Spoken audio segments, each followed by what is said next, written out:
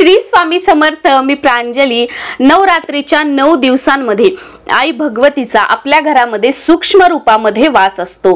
भले तुम्ही घटस्थापना करा किंवा आपल्या घरामध्ये घटस्थापना नाही करा, आपण अखंड दिवा हा लावू शकतो. स्वतःचं घर असू द्यात किंवा रेंटचं घर असू द्यात, आपण अखंड दिवा हा लावू शकतो. आता अखंड दिवा कुठे लावायचा? तुम्ही देवघरासमोर सुद्धा लावू शकता किंवा तुमच्या घरामध्ये जर तुमच्या कुलदेवीचा फोटो असेल, मूर्ती असेल, तर त्याच्या समोर सुद्धा स्पेशल एखादा चौरंग किंवा पाटावर तो फोटो ठेवून त्याच्या समोर सुद्धा तुम्ही अखंड दिवा लावू शकता. आता तुम्ही अखंड दिवा जरी नाही लावला तरीही या नवरात्रीच्या 9 दिवसांमध्ये आपल्याला आपल्या घरामध्ये काही गोष्टी करायच्या नाहीयेत, त्या चुकून सुद्धा करायच्या नाहीयेत. जेणेकरून काय होईल की समजा आपल्या घरामध्ये घटस्थापना आहे, अखंड दिवा आहे किंवा आपल्या गावाकडे घरी घटस्थापना किंवा अखंड दिवा तिकडे असेल, तर सूक्ष्म रूपामध्ये आई भगवती आपल्या घरी असते. कारण आपणही त्या गोत्राचा, त्या कुळाचा एक भाग आहोत, आपण पुढची पिढी आहोत. त्यामुळे आपल्या घरामध्ये जर पाहुणे आले बघा, तर आपण या गोष्टी, काही गोष्टी आता ज्या सांगणार आहे त्या आपण काही गोष्टी करत नाहीत. त्यामुळे आई भगवती कुलदेवी 9 दिवसांसाठी आपल्या घरामध्ये आहे. त्यामुळे या 9 दिवसामध्ये जेवढं सात्विक वातावरण आपल्याला आपल्या घरामध्ये ठेवता येईल, तेवढं सात्विक आणि धार्मिक वातावरण आपल्याला घरात ठेवायचं आहे.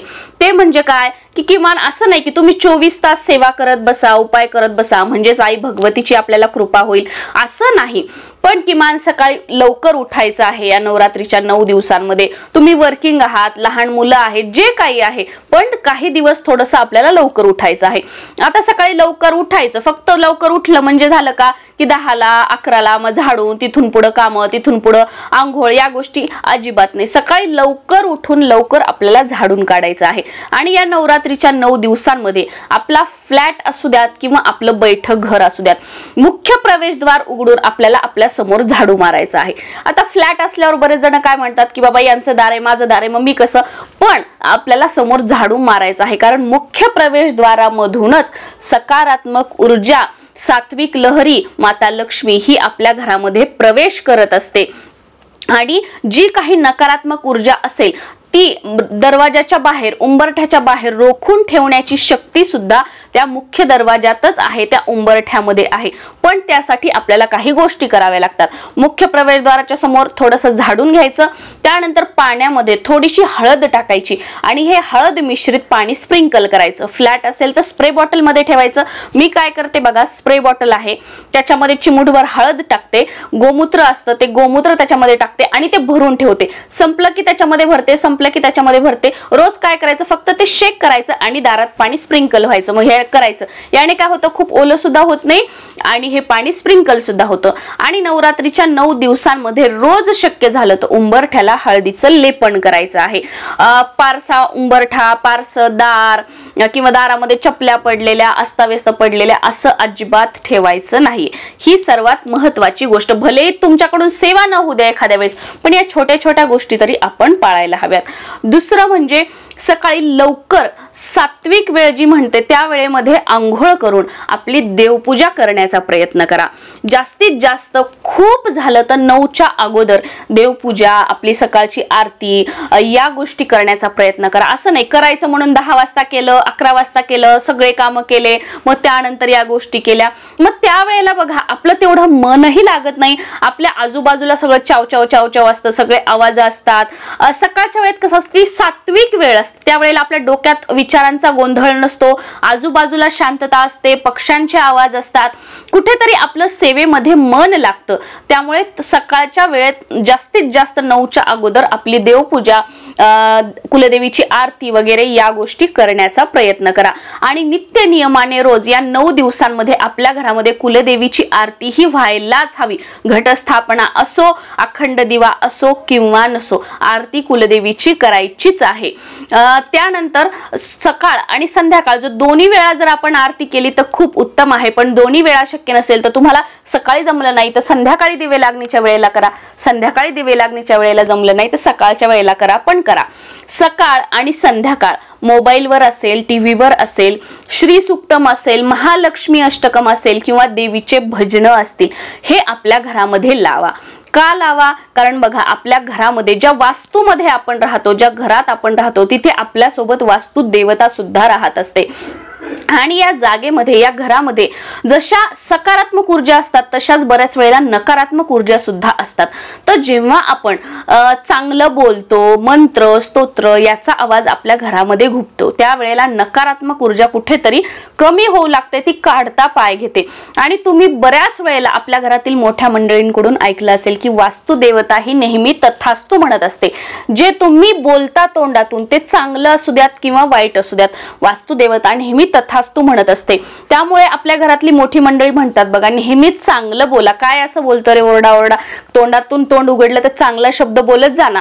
तर ते याच्यासाठी म्हणतात. त्यामुळे जेवढं शक्य होईल तसं तर हे 12 महिने आपण पाळायला हवं. स्तोत्र मंत्र चांगल्या गोष्टी या आपण बोलायला हवेत, जेणेकरून आपल्या आयुष्यामध्ये सुद्धा सकारात्मक गोष्टी होतील. त्यानंतरची पुढची गोष्ट म्हणजे आपल्या घरामध्ये उपवास असो किंवा नसो, म्हणजे प्रत्येक घरामध्ये एकतरी व्यक्ती उपवास करत असते. भलेही ती तुमच्या गावाकडे करणारी असेल, तुम्ही कामानिमित्त बाहेर राहतात, तर तुमच्या घरात उपवास इथे असो किंवा नसो, या 9 दिवसामध्ये सात्विक भोजन जेवण्याचा प्रयत्न करा, सात्विक भोजन बनवण्याचा प्रयत्न करा. भलेही साखरेचा असेल, कोणत्याही फळाचा असेल. नवरात्रीचे 9 दिवस आपल्या देवघरामध्ये कुलदेवीचा टाक असेल, फोटो असेल, मूर्ती असेल, त्यांना नैवेद्य दाखवण्याचा प्रयत्न करा. आणि नवरात्रीमध्ये कोणते 9 नैवेद्य, प्रत्येक दिवशी कोणता विशिष्ट नैवेद्य अर्पण करावा याचा व्हिडिओ सुद्धा आपल्या चॅनलवर आलेला आहे, तो तुम्ही बघू शकता. शक्य असेल तर नवरात्रीचे 9 दिवस आपल्याला नैवेद्य दाखवायचा आहे आणि त्याचे विशिष्ट असे फायदे सुद्धा आहेत. कोणता नैवेद्य दाखवल्यात तर आपला कोणता ग्रह स्ट्रॉंग होतो हे सुद्धा त्या व्हिडिओमध्ये आहे. त्यानंतरची पुढची गोष्ट म्हणजे या नवरात्रीच्या 9 दिवसांमध्ये ब्रह्मचर्याचं पालन करायचं. बघा, ब्रह्मचर्याचं पालन हे कराच करा. त्याबरोबर धूम्रपान असेल, मद्यपान असेल, नॉनव्हेज, या सगळ्या ज्या गोष्टी आहेत त्या नवरात्रीच्या 9 दिवस टाळायच्या आहेत, टाळायचा प्रयत्न करायचा आहे. असंही नको की बाहेर खाल्लं मग घरात काही नाही, हे या गोष्टी करू नका. त्यानंतर समजा तुम्हाला पिरियड्स आले वगैरे, तर ते 9 दिवस किंवा 4-5 दिवस जे असते ते थोडंसं पाळण्याचा प्रयत्न करा की शिवाशिव होऊ नये किंवा देवाला वगैरे, हे तुम्ही जर या गोष्टी मानत असाल तर ह्या गोष्टी कुठेतरी पाळण्याचा प्रयत्न करा. आणि या नवरात्रीच्या 9 दिवसांमध्ये तुमच्याकडून काहीच सेवा झाली नाही, काहीच उपाय झाले नाही, तर किमान आपल्या घरामध्ये वास्तूमध्ये कोणाची निंदा करू नका, कोणाविषयी वाईट विचार करू नका. हे जग जसं गोल आहे ना, तसंच जे आज आपण दुसऱ्यांबद्दल बोलतोय ते फिरून फिरून फिरून चक्र परत आपल्याकडे येतं आणि त्या गोष्टी आपल्या सोबत होतात. त्यामुळे कोणाबद्दल वाईट बोलू नका किंवा कोणाचं वाईट असं करू नका. आजपर्यंत केलं असेल ते सोडून द्या. ज्या वेळेला आपल्याला पश्चाताप होतो त्यावेळेला सगळं त्यामध्ये आलं, पण इथून पुढे तरी त्या गोष्टी पालन करण्याचा प्रयत्न करा. आणि जेवढी होईल तेवढी या नवरात्रीच्या 9 दिवसांमध्ये आपल्या कुलदेवीची, आई भगवतीची सेवा करण्याचा प्रयत्न करा. दुर्गा सप्तशतीचा पाठ करा. दुर्गा सप्तशतीचा पाठ करणं शक्य नसेल तर सिद्धकुंजिका स्तोत्राचं पठण करा. तेही शक्य नसेल तर महालक्ष्मी अष्टकम म्हणा किंवा श्री सूक्तम म्हणा. हेही शक्य नसेल तर या नवरात्रीच्या 9 दिवसांमध्ये तुम्ही 99 मंत्र, ओम ऐं ह्रीं क्लीं चामुंडाय विच्चे, या मंत्राचा जास्तीत जास्त जप करण्याचा प्रयत्न करा. याला काही काउंटिंग लावू नका, मग मी किती करू, काय करू, करत राहा. अगदी म्हणजे श्रद्धेने करत राहा. आपण केलेली कोणतीही सेवा, कोणताही उपाय हा कधीही वाया जात नाही. त्यामुळे जेवढं होईल तेवढं या नवरात्रीच्या 9 दिवसांमध्ये आपल्या घरातलं वातावरण सात्विक ठेवण्याचा प्रयत्न करा आणि जेवढी शक्य होईल जास्तीत जास्त आई भगवतीची, आपल्या कुळदेवीची सेवा करण्याचा प्रयत्न करा.